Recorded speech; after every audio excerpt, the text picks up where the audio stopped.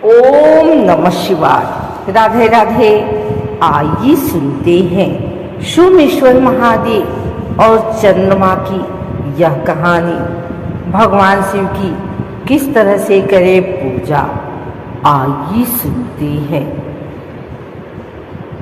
भगवान शिव की महिमा का वर्णन करने के लिए क्या आप जानते हैं भगवान शिव के जटाओं में चंद्रमा क्यों विराजमान है?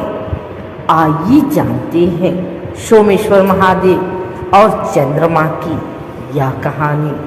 संगम नगरी में एक ऐसा शिव मंदिर है जिसकी स्थापना चंद्रमा ने की थी। दुनिया को शीतलता देने वाले चंद्रमा ने श्राप से मिली बीमारी से मुक्ति पाने के लिए संगम के नजदीक शिवलिंग स्थापित करके भगवान शिव के साथ सरस्वती की उपासना की थी, जिसके बाद भोलेनाथ के आशीर्वाद से चंद्रमा को कुष्ठ रोग से बचने का उपाय मिला। पुराणों में वर्णित सोमेश्वर महादेव मंदिर का महत्व और भगवान शिव की जटाओं पर क्यों विराजमान हुए चंद्रमा। संगम किनारे अरैल में स्थित सोमेश्वर महादेव मंदिर का वर्णन पद्म पुराण के साथ ही शिव पुराण में भी मिलता है। पौराणिक महत्व वाले इस शिव मंदिर के बारे में बताया जाता है कि इस मंदिर की स्थापना सदियों पहले चंद्रमा ने की थी।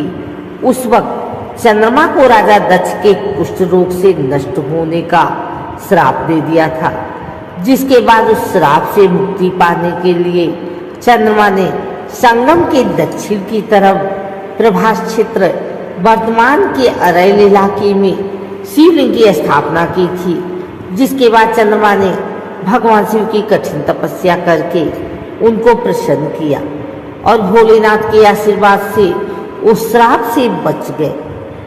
मंदिर के महान कथा के अनुसार राजा दक्ष ने अपनी 27 बेटियों का विवाह चंद्रमा से किया था, लेकिन चंद्रमा ने 27 बेटियों में से सिर्फ एक बेटी के साथ संबंध रखे। बाकी 26 बेटियों की लगातार अनदेखी कर रहे थे।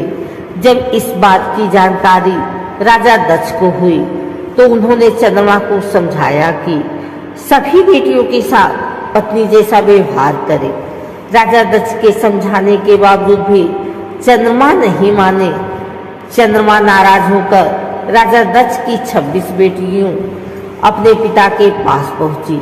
बेटियों ने पिता को अपना दुख बताते हुए अपना जीवन समाप्त करने की बात कही।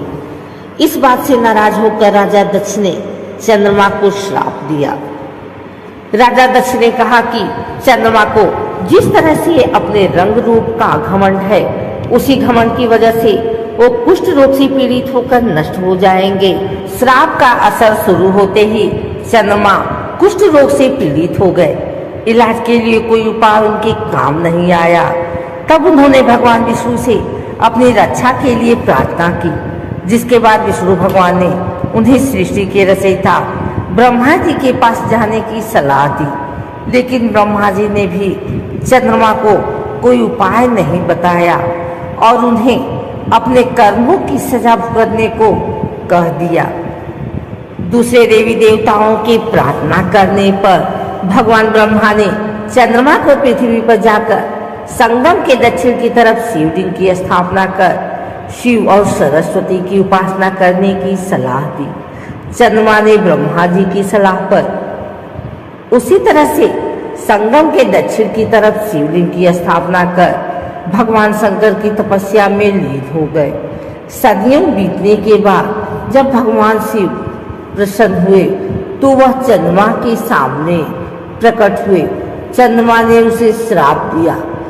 चंद्रमा ने कहा कि इस श्राप से मुक्त तो नहीं हो सकते, लेकिन अब तो महीने के पहले कृष्ण पक्ष में 15 दिन घटोगे और उसके बाद शुक्ल पक्ष के 15 दिन में बढ़ोगे।